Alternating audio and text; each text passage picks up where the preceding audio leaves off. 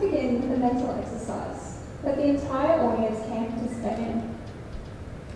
I want you to picture someone in your life who you just cannot connect with, because their personality and behaviour is truly difficult and frustrating. Young or old, it doesn't matter. Is the person that you have selected arrogant, manipulative, selfish, patronising or demanding? You may have always thought of them as the jerk from the office or the bully from school. I'd like to offer an insight into their behaviour and perhaps give you a new label for them. What if they are actually a narcissist? And what if they have narcissistic personality disorder, or NPD? I can sense your surprise, and it is to be expected. We as a society either have no clue what NPD is, or we know of it and we're not talking about it. The word narcissism is derived from Narcissus in Greek mythology. As the story goes, there was once a handsome youth named Narcissus who took great pride in his breathtaking appearance. One day, he glanced into a pool of water and he saw his own reflection. He then falls blindly in love with himself, and he refuses to drink, fearful that his wonderful image will disappear. Naturally, he wastes away over time, still absorbed and fixated with himself. He eventually passes, with his death being marked by a single shrub, the Narcissus flower. NPD is a type B personality disorder, and according to Personality Disorder Organisation, out of the fog, it is estimated that 0.5 to 1% of the population is affected by NPD.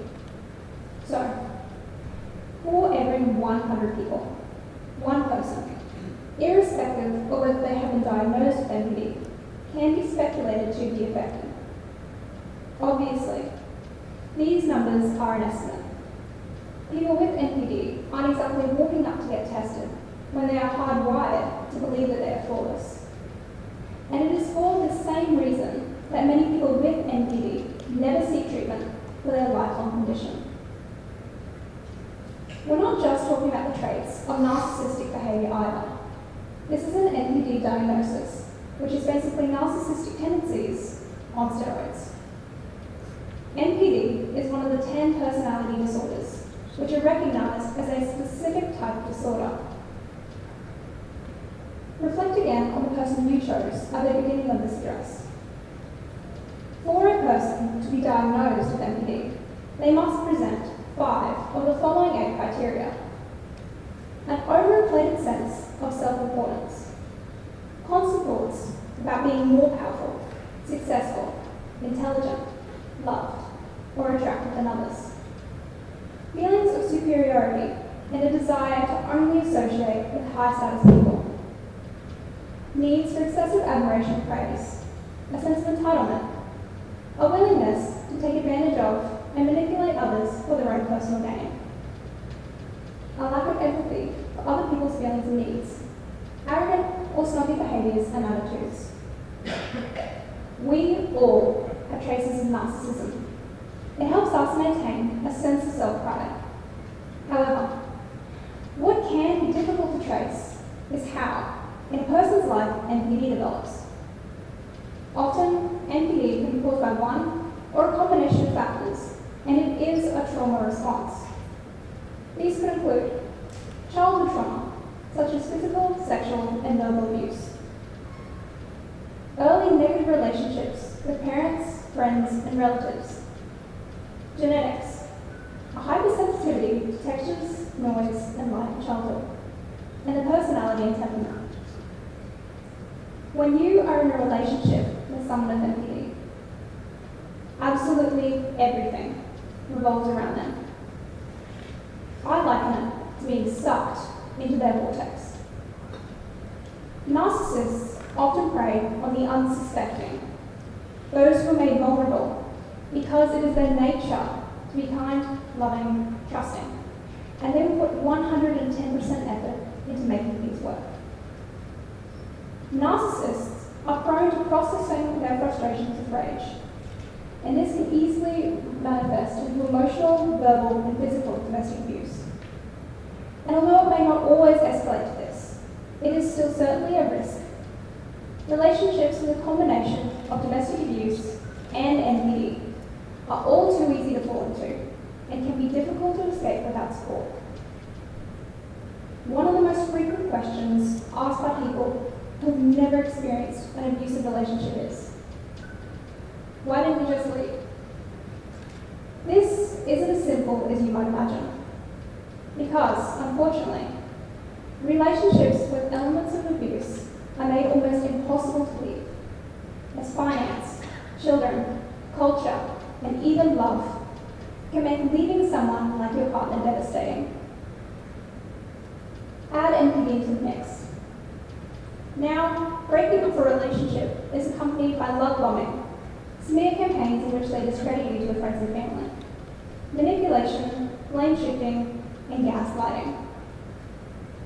Narcissism may be impacting you right now. The reality is that with the progression of the last 15 years, our world has become less empathetic and more narcissistic. According to Gallup's Global Emotions Report for 2021 and the Negative Experience Index, our world is now sadder, more worried, more stressed out, and angrier place than ever before. Toxic features of our world, such as glorifying and condoning certain narcissistic traits, have created the ideal conditions to accelerate and intensify the narcissistic patterns of behaviour in our everyday lives. A prime example of normalised narcissism is selfie syndrome. Never before have we been so willing to share every aspect of our lives onto social media to attract attention and gain validation from others. And to the billions who use these platforms, do you believe that promoting and even encouraging these behaviours is just the norm? Or is it a seemingly innocent front for narcissism?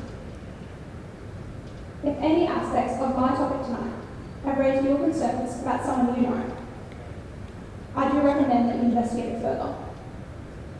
I personally have had to learn the hard way about what it is like to live with someone with this condition. And recently, my world simultaneously flipped and finally made sense when someone close to me was diagnosed with NPD.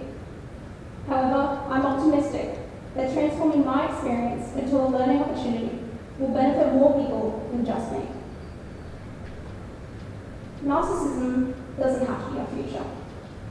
If NPD is affecting someone you know, please seek a professional diagnosis to get the assistance you and your family may need.